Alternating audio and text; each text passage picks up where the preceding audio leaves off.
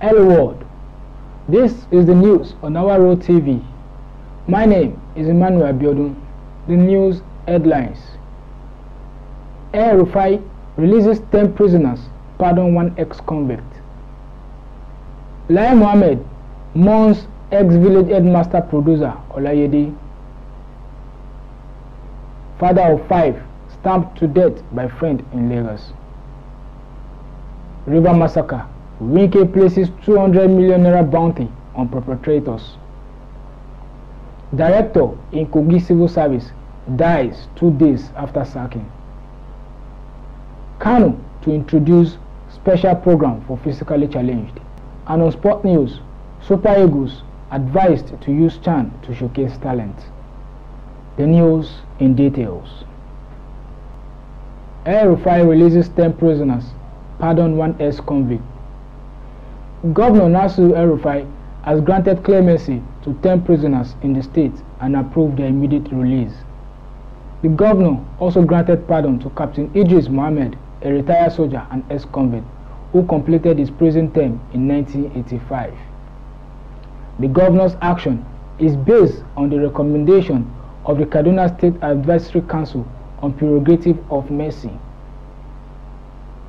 Announcing the release on the occasion, Governor El-Rufai said that it is customary to extend a gesture of compensation to deserving prisoners during New Year Day celebrations. The 10 prisoners were serving jail term ranging from 3 to 6 years with less than 6 months left to complete their terms. The governor also approved the recommendation to grant pardon to Captain Idris Mohammed to remove the stigma of ex-convict from him. Lai Mohammed mourns ex-village headmaster producer Olayede. The Minister of Information and Culture, Alhaji Lai Mohammed, has described the death of former village headmaster producer Chief Tunde Olayede as a big blow to the creative industry. In a statement issued in Lagos on Tuesday, the minister said that Olayede's demise has robbed the nation's creative industry of a great icon, a creative genius, and a passionate advocate of the industry. In the statement, signed by Special Advisor Mr. Segun Adeyemi, the minister said that Olayede's death was a big loss to the nation in general. He said, while Olayede was a man of many parts of the industry, he stood out for his legendary role in the production of the TV series Village Headmaster, which for a long time captivated Nigerians. Olayede was a key player in the timeless and evergreen Village Headmaster. The industry and the nation remain grateful to him and others who made the TV series a household name in its time and now. Father of 5 stabbed to death by friend in Lagos. Tragedy struck in the Ijebu suburb of Lagos on New Year Day as the father of 5, Mr. Olayiwola Stephen, was allegedly stabbed to death by his friend and co-tenant Mr. Ibrahim Adetunji during a quarrel. The incident happened at about noon on January 1st at number 66 Lafunke Street, Ijegun, a suburb of Lagos. An eyewitness said that a quarrel started between the two friends when the victim was trying to make peace between Adetunji's wife and other tenants in the building. Adetunji allegedly got angry at the way the deceased was addressing his wife when meditating in the dispute. The eyewitness said that Adetunji in anger used a broken bottle to stab the victim.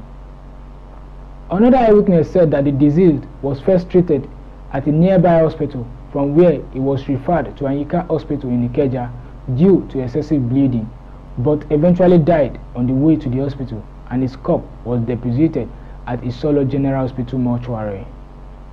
The suspect was detained at Isere Osun police station for further interrogation. The deceased left behind a wife, Mrs. Fasilat Olayiwola, and 5 children. River massacre.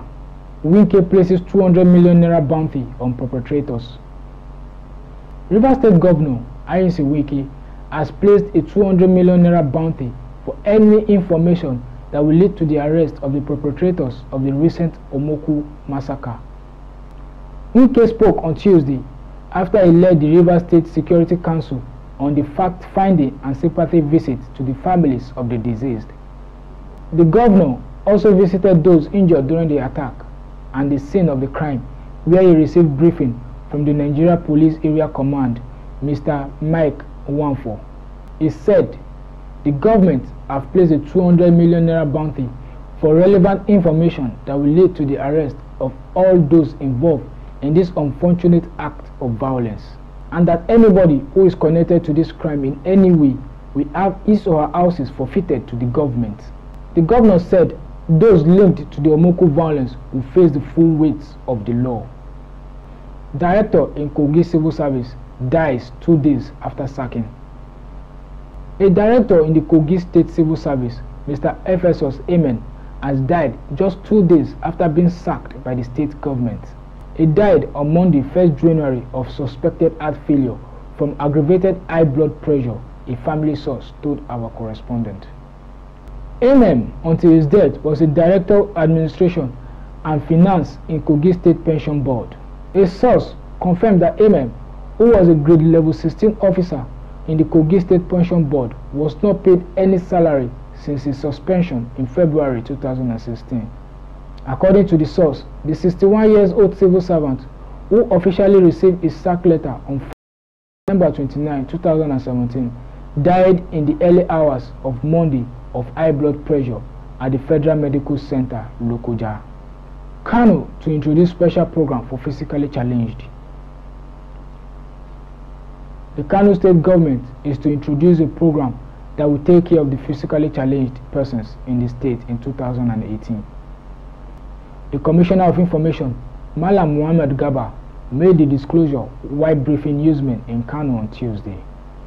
Gaba said under the program, the state government will introduce a special allowance for the physically challenged person to enable them have a sense of belonging. He said the program was aimed at empowering the physically challenged and improve their standard of living. He called on the people of the state to support the state government to enable it to provide the much-needed dividends of democracy. And on sport news, Super Eagles advised to use chant to showcase talent. Ex-international YD Akani on Tuesday urged the home-based Super Eagles to take advantage of the upcoming Morocco 2018 Championship for African nations.